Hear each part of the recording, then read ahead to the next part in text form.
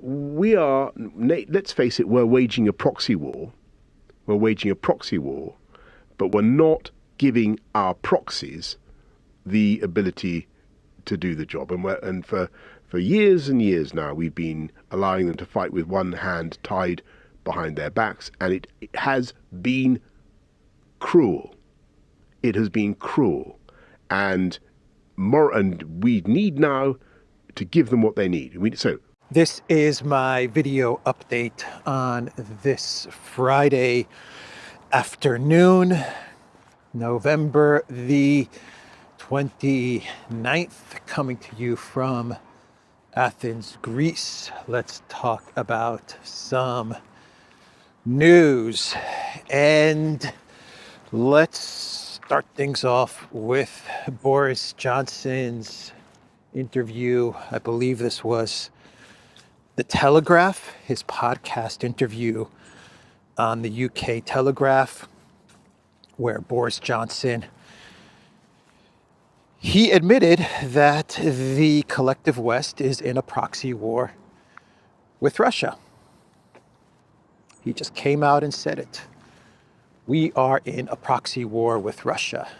And the collective West needs to continue to fund this proxy war.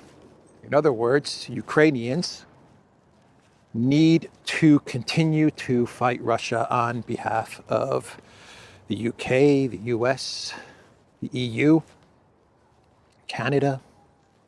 That is what Boris Johnson said. Boris Johnson also talked about peacekeepers in Ukraine. Peacekeepers, right?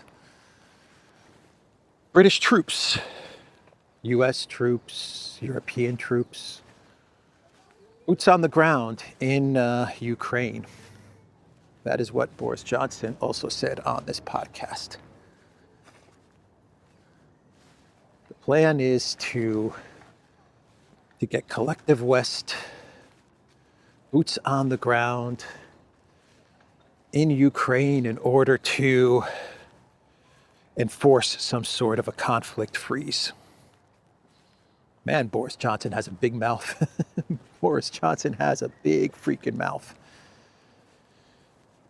He has done so much damage to Ukraine, but he insists on doing more. Man, Boris, what did Ukraine ever do to you, Boris Johnson, that you have it in for them, that your goal is to destroy Ukraine? Because that's effectively what Boris Johnson is doing. That's what he did in March of 2022 when he told Zelensky to tear up the ceasefire that Ukraine negotiators had initialed and signed. And he told them to continue to fight because the collective West has got your back for as long as it takes.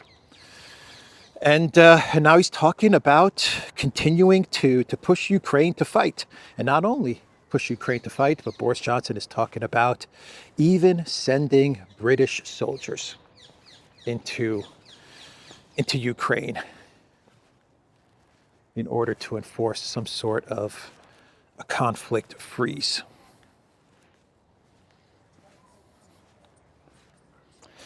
So it's interesting that Boris said this, that he talked about collective West soldiers in Ukraine, because yesterday we got reports from the Russian Foreign Intelligence Service, the SVR. They're hit or miss. I have to be honest. The information that comes from the SVR, sometimes, at least I've seen that sometimes it turns out to be accurate. Other times, it doesn't seem to be accurate, doesn't come true.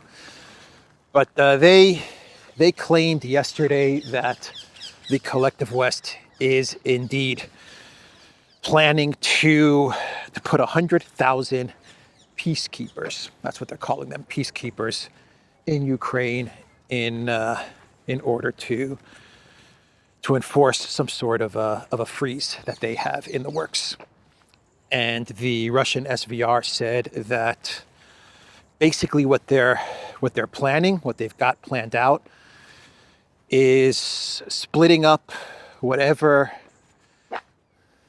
Now let's go up this way. Splitting up whatever is going to remain of Ukraine, let's say west of the Dnieper. So Russia's going to control Donbass, and everything west of the Dnieper will be split up into 4 regions, each controlled by different collective West NATO countries. I believe the SVR said that the plan is for, let me try to remember. They said that the plan is for Poland to control Lvov, the West Lvov area. Romania is going to take the Odessa Black Sea area. The UK gets Kiev and central Ukraine. And what else? And there was one more. I want maybe France. France gets the north, I believe. Let me see if I have it. If I have the article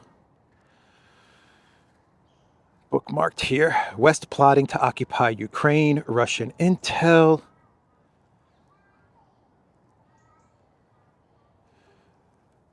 Let's see. To solve these tasks, the West will need to essentially occupy Ukraine. Naturally, this will be done under the guise of deploying a peacekeeping contingent in the country. According to the plan, a total of 100,000 so-called peacekeepers will be deployed in Ukraine. Here we go. According to the SVR, the plan would also involve Ukraine being partitioned into 4 large occupation zones. Romania would take the Black Sea coast. Poland would control western Ukraine. The UK would occupy the north, including Kiev. The central and eastern parts of the country would be taken by Germany, the agency claimed. This is what the SVR, the Russian Foreign Intel, is claiming. I don't know if this is really the plan.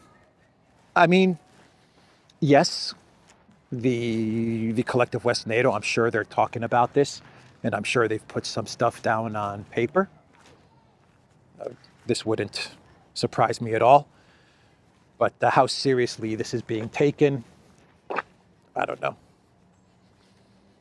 Of course, they don't talk about the Russian response to all of this. They never think about the Russian response. Yes. Never, ever think about what the Russians are going to do if Germany, the UK, Romania, and Poland enter the conflict in Ukraine. Well, we kind of know what Russia will do. Russia said it from day one. Any foreign fighters who enter Ukraine, whether with the military or as mercenaries, are going to be considered legitimate targets. I mean, Russia said this from day one of the fighting. So any troops that enter Ukraine, well, Russia's going to consider them as a party to the war. Interesting that the U.S. wasn't in this partition plan, which does coincide. This actually matches up with the Keith Kellogg, Fred Fleitz plan. Alexander calls it a report. Yesterday in his video update, he gave a really good description as to what that document was that Fred Fleitz and Keith Kellogg, who's now going to be the envoy for the Trump administration to Ukraine. Alexander talks about how this wasn't really a plan, but it was more of an election policy paper. Anyway, the partition in their policy paper, let's call it an election policy paper, calls for European troops entering Ukraine. No U.S. boots on the ground. So this report from the SVR, I think we can go this way, which says that it's going to be partitioned. Ukraine will be partitioned into 4 sections monitored by European troops, actually coincides, matches up pretty well with what Keith Kellogg and Fred Fleitz put out back in April of this year for the Trump administration. So Zelensky, his administration, they responded to the calls from the Biden White House to lower the conscription age to 18 years old. And the Zelensky administration said no. They actually said, why would we lower the age to 18? It makes no sense because we don't have enough weapons. There's no reason to lower conscription age because we don't have any weapons to give anybody that comes into the military. That's what the Zelensky administration said. As I said in my video update yesterday, Zelensky's going to resist this lowering of the conscription age, more mobilization, especially of Ukrainians under 25 or 23 years of age, whatever the age is right now. I believe it's 25. He's going to resist this because Zelensky understands, as Putin pointed out in June, that the collective West, they want Zelensky to be the one who takes the decision to lower the conscription age. And once that decision is taken, which is going to be very unpopular in Ukraine, among the citizens of Ukraine, they know that once that decision is taken to lower the conscription age, then Zelensky's done. He's no longer president of Ukraine. The people of Ukraine will most likely get rid of Zelensky. And he knows this, so he's going to resist this for as long as he can. So that is what his administration said in response to Biden's push to lower the conscription age. And what else? What else do we have going on? One sec. Let me see what the next topic is. Yeah. The Ukraine Parliament, the Rada, as well as Zelensky administration and all of the offices in his administration, the reports are that because of the Orezhnik missile strike, they've freaked out so much, they're in such a panic, that they've moved. Their entire administration, the entire parliament, has moved to a secret location, especially following Putin's comments yesterday, where Putin said that the Orezhnik, it basically turns whatever targets it hits into dust. And the next possible targets are going to be decision-making centers, which could imply Kiev decision-making centers. And so the parliament, the Zelensky administration, they all freaked out. And they moved to a secret, super secret, hidden location. The Russian Ministry of Defense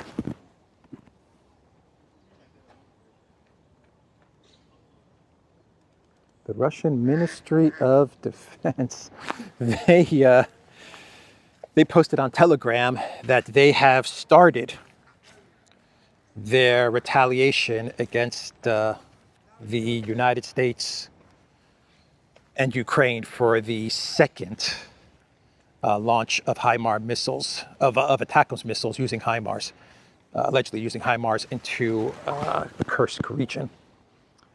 And they destroyed, I believe they said they destroyed four HIMARS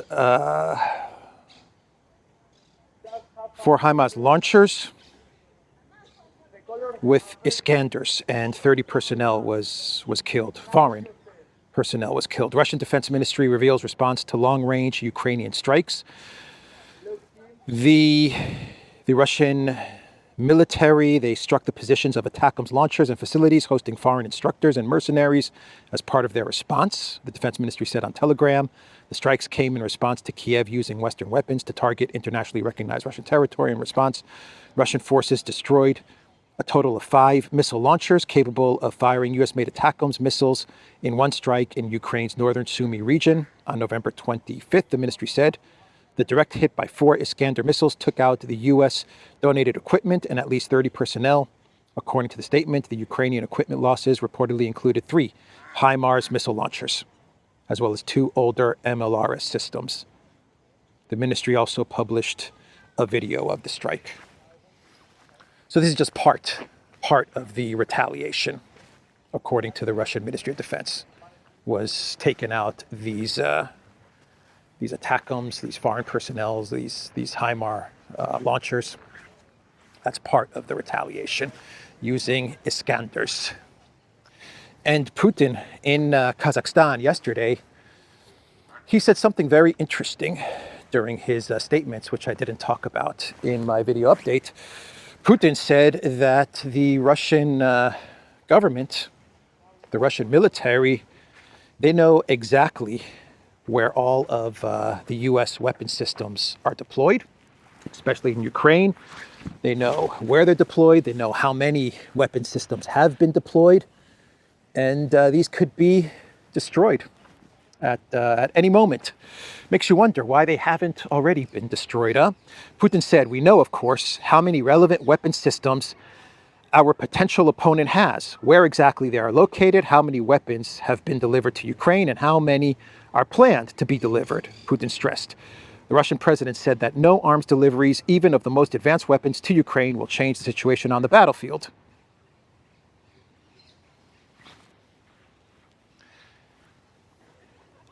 If they know where the HIMARS are, they know where the ATACMS are being launched from. They know all of this. They know where the foreign personnel is located that's launching these attacks into Russian territory. Why haven't they already destroyed them? Am I missing something? I don't know. I can't answer this question. Maybe you can answer this question in the comments down below. I can't answer this question, why they haven't already destroyed these systems a long time ago. Maybe it's not as easy as I think it is. But Putin said yesterday in his statement that they know where all of this stuff is located, how many of these things are in Ukraine, how many are going to be delivered to Ukraine. They know everything. So then why didn't they destroy this stuff? Why didn't they destroy this stuff as it was being sent? Why didn't they destroy this stuff as it was on its way to the front lines? I don't know. I can't answer this. Putin also said yesterday, I didn't report on this in my video update, he said yesterday that the Zelensky presidency is illegit. It's illegit. Too legit to quit. Too illegit, must quit. The authorities in Kiev, that's an MC Hammer song, isn't it? Right? Too legit to quit? I think it is. Can't touch this. Oh, man. Can't touch this. Yeah, he said they're usurpers. The authorities in Kiev are usurpers of power. I love that word, usurpers. They are usurpers of power. From a legal point of view, the Ukrainian authorities no longer have the right to command the armed forces, Putin stated. Yeah, the Rada, the Zelensky regime, the Zelensky administration,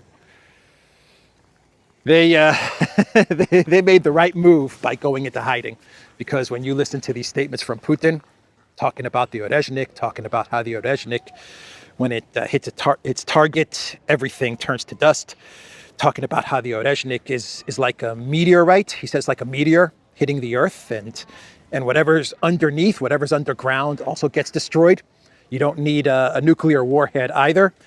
And in the same statement, he calls the Zelensky regime illegitimate, usurpers, and he doesn't consider the orders of the Zelensky regime to the military to be legitimate. He says that the Zelensky regime has no legality in commanding the military. I think Putin is telegraphing that maybe he's hinting at the fact that decapitation strikes could be on the way. I don't know. I look at the entirety of his statements, and yeah, the government in Ukraine absolutely should go into hiding. That's how I see it, but I could be wrong about that. You know, maybe Putin's just playing around with them. I don't know. Let's shift gears and talk about, this is probably the big story of the day, talk about the conflict in Syria, in Aleppo.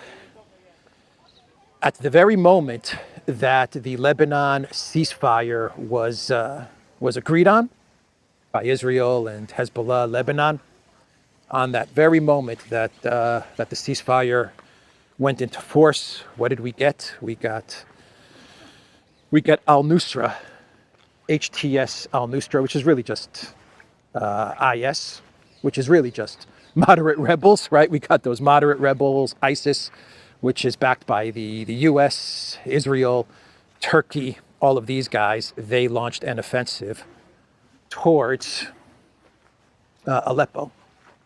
And they gained ground.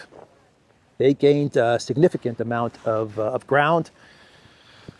It's hard to tell exactly what the situation is at the moment because Syria, the Syrian army, with the help of Russia, I believe also with the help of Iran, they started to launch airstrikes into the areas around Aleppo.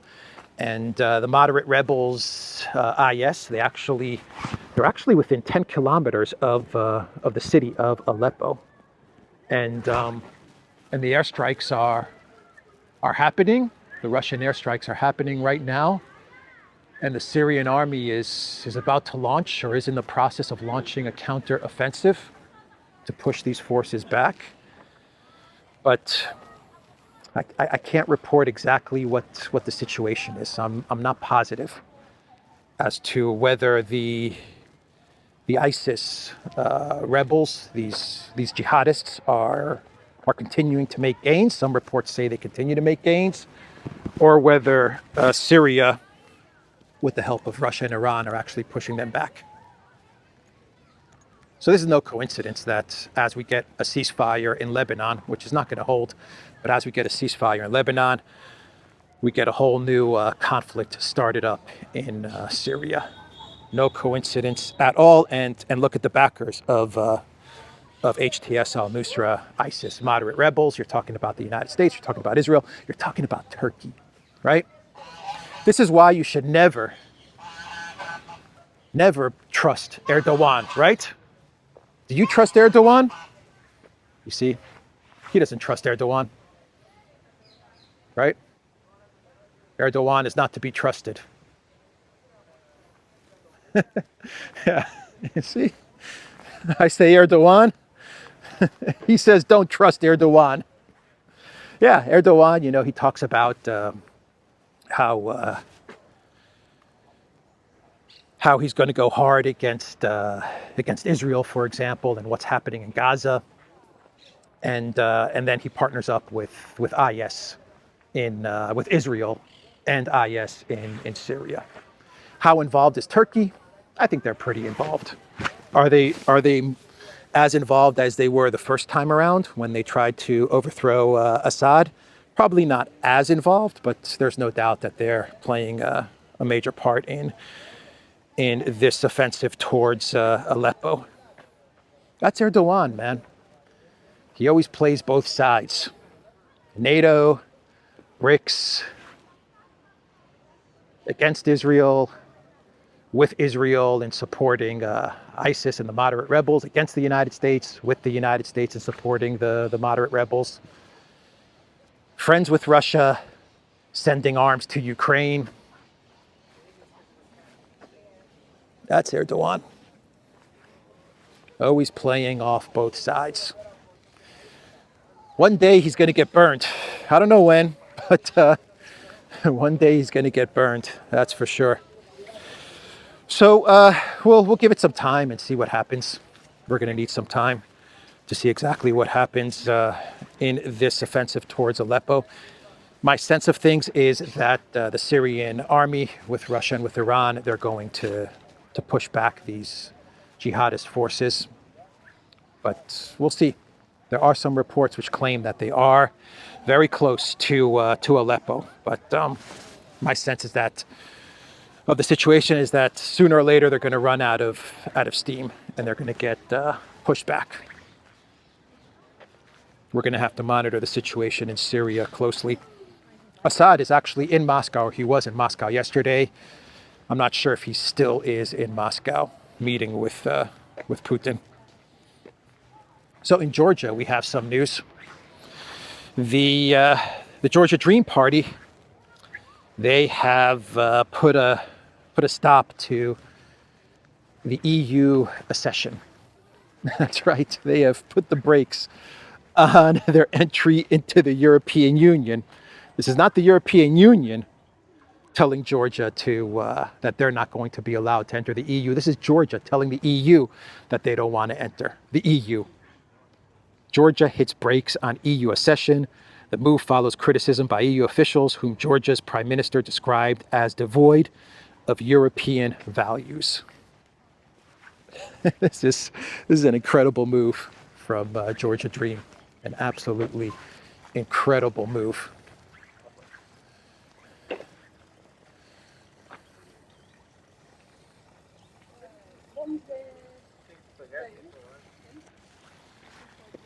Good on you, Georgia.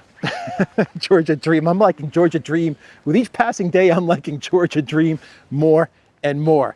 And Georgia Dream actually said that they don't even want the EU grants. They don't want any of the grants that were going to come their way. That means the money, all of the EU money that was going to go to Georgia. And of course, this money is, this is bribery, blackmail money, right? That's how the EU works.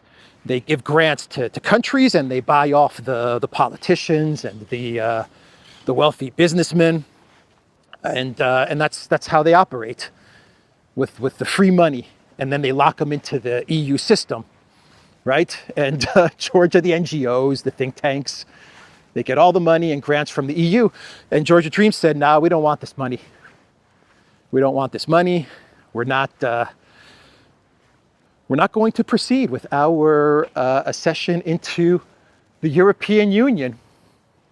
Because according to Georgia Dream, they said that they don't want to enter the EU as second-class citizens, as beggars. I believe Georgia Dream said they don't want to enter the European Union as beggars. They want to enter the European Union as equals. They want respect, and they're right. Why should Georgia enter the European Union in this way when the European Union is trying to regime change the democratically elected government? Why should they enter into this type of organization? Why should they give over so much control to the kleptocrats in Brussels that are trying to remove the elected government? Yeah, absolutely. Good on you, Georgia. Man, good on you, Georgia. And sure enough, as this was announced, that they're going to put the brakes on the accession into the European Union, we had the French, what is she? She's French born. I believe she's French born or has a French passport, used to work in the French Foreign Ministry, president of Georgia, Salome Zurabichvili. She called on Georgians to protest in Tbilisi. And so we got very violent protests. And what did Zurabichvili say? She said that Georgians need to get out on the streets and prevent Georgia from falling into the control of Russia. She actually posted on X, #Georgia protests. It's time for our EU partners to speak out. Do not let Russia have a free ride. Georgian people are defending European future and will do so until replay of the elections in a free and fair environment. That's the president of Georgia calling on the people of Georgia to overthrow the elected government in what turned out to be very violent protests. But the Georgia Dream government, they understand that the key to stopping Salome Zurabichvili and her EU globalist puppet masters from having a successful Maidan type of event in Georgia is to prevent the protesters from squatting, from staying in the square and setting up camp in the square. And so they just disperse the crowds. They don't let them set up shop there. which is the mistake that Yanukovych made. He allowed the protesters to put up their tents. Then the NGOs came and they distributed food and medicine and blankets. And then Nuland flew into Kiev, and she brought with her cookies and cakes and ice cream and treats. And that was it, Maidan. The snipers came, who many reports claim were Georgian, the Georgian snipers. This is what many well-researched and documented reports show. The Georgian snipers came, and then we know the rest. So this time around, the Georgian Dream, they've learned the regime change techniques and tactics of the kleptocrats and the globalists, and they don't allow them to set up shop in the center of the city. They just disperse them, go home. And that's what they did. And there were a lot of arrests as well. I believe there were 40 or 50 arrests made yesterday evening in Tbilisi. So Georgia Dream, man. Wow. Georgia Dream. Telling the EU to buzz off. Not interested. We are not interested. If you treat us like crap, we're not interested in entering the European Union. I don't know, maybe Georgia Dream should take a look at BRICS, perhaps? BRICS will treat you with respect, with dignity. Yeah, maybe it's time to look at BRICS. So in Romania, there's a freak out going on over the presidential elections. Actually, this weekend we have the parliament elections, and then next week we have the second round of the presidential elections. And the Romanian government, the current government, as well as their European masters, their collective West masters, they are freaking out, man, at the fact that Călin Georgescu came in first place, and they're now saying that TikTok needs to be investigated. They're pushing for an investigation into TikTok. Basically, what the Romanian government is saying, and they're actually going to the European Union, and they're demanding that the EU take a look at TikTok and its activities in Europe, in Romania and in Europe, and they've gathered all this evidence. They say that Georgescu, he manipulated TikTok, and that's how he won. He manipulated the algorithms, the TikTok algos. Yeah, that's what he did. That's what he did. He manipulated the algorithms, and that's how he ended up winning. TikTok denies this, by the way. TikTok, the company, says, no, there was no manipulation. None of that took place. Everything was above board. Georgescu, he used the platform correctly, and he won fair and square. That's what TikTok is saying. Let's see what the Romanian government claims. Specifically, the council said in a statement that TikTok had failed to mark one unnamed candidate, presumed to be Georgescu, as an electoral candidate, meaning his videos weren't categorized under an election code as required by Romanian law. This increased his visibility significantly, the council said, and had an impact on the final results in contravention of the rules. Right. So his videos weren't marked as election videos, and he got through some of the algorithms to get more visibility on the platform. That's what they claim. But TikTok, they deny that Georgescu was treated differently. Quote, it is categorically false to claim his account was treated differently to any other candidate, spokesperson Paolo Giannino said, adding that far-right winner was treated in the same way as every other candidate on TikTok and subject to exactly the same rules and restrictions. There you have it. TikTok says BS. BS, no manipulation. Georgescu's victory was fair and square. Stop whining. Stop whining, European Union globalists. So let's do a clown world, and we can wrap this video up. And in this clown world, We are going to talk about the banana art that sold for $6.2 million to the crypto founder of Tron, I believe, the crypto coin known as Tron. And he bought the banana duct taped to the wall. A real banana, by the way. Not a fake banana, not a plastic banana, none of that. It is a real banana. He bought this work of art for $6.2 million. And yesterday he ate the banana. Yep, he took the banana off the wall and he ate it. Let's see what this crypto multi-millionaire or billionaire said. He said, quote, "This is not just a piece of art. It represents a cultural phenomenon that bridges the worlds of art, memes, and the cryptocurrency community."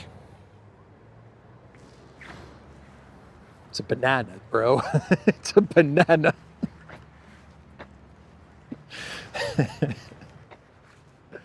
World gone insane, man. World gone freaking insane. So a lot of people are in the comments underneath this video where it shows him eating the banana. A lot of users of X are saying this is some sort of, this is what they say, not me. They're saying that this is some sort of money laundering scheme or something like that. Money laundering 101. I don't know. I don't know if that's what this is. If that is indeed the case, then you have to ask the question, well, where is the money going? How is it being laundered? In other words, who's receiving this 6.2 billion? How is all of this going down? I don't know. I actually think, this is my take on this. I actually think this guy spent 6.2 million on this banana. And I'll tell you why. Because what he's getting for this money is he's getting the right, the certificate, right? He's going to get the certificate that he owns this piece of art, and he's going to get the right to actually recreate this. In other words, put another banana and duct tape it to a white wall, and that is going to be recognized as the original. That's what he's buying, right? The artist is going to recognize that any banana that he duct tapes to the wall is going to be the original piece of artwork. Now, eventually that banana is going to go bad and he's going to either have to throw it away or eat it again, but it's still going to be considered the original. He can put another banana there and another banana there, and he's going to have to do this over and over again forever. But that's going to be the original piece of art, or at least until he resells this. I don't know, maybe he's going to sell it for 10 million. Who knows? Maybe this is some sort of marketing stunt. You know, he drew attention to his cryptocurrency, and so maybe that crypto is going to pump. Though Tron has been around for a while now, and I don't know how much it could possibly pump. But anyway, clown world, everybody. Clown freaking world. How we doing on time? So there was a post on X the other day from Air Katakana, which said, "It's been almost 3 years now, and the sanctions against Russia clearly haven't stopped her ability to wage war. The West needs to do something that will really damage Russia's economy. Let Russia into the EU." Brilliant. Absolutely brilliant. Yeah. You want to really damage Russia and Russia's economy? Let them into the EU. Boy, did Georgia dodge a bullet there. Boy, did Georgia really dodge a bullet. Entering the EU would have destroyed Georgia and Georgia's economy. Would have destroyed it. But yeah, you really want to hurt Russia? Fast track them into the European Union. The magazine, The Week, they put out a cover with Putin pressing a red button. It says, "The nuclear threat. Is Putin bluffing?" What nuclear threat is The Week talking about? The Orezhnik does not need any type of payload. It doesn't need a nuclear to be nuclear armed. It doesn't need it. There is no nuclear threat. That's off the table now. At least from Putin, there is no nuclear threat. But when they put out covers like this, they're projecting. They're basically saying that they're the ones that might press the button. That's what worries me when I see covers like this.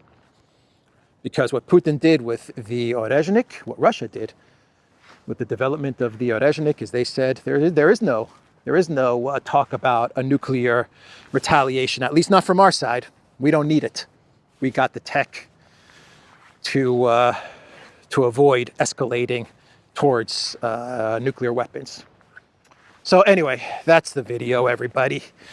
theduran.locals.com. We are on Rumble, Odyssey, BitChute, Telegram, Rockfin, and X. Go to the Duran shop, pick up some merch, like the jacket I'm wearing today, like the long sleeve t-shirt. Long sleeve shirt that I'm wearing today with the flag of Hungary.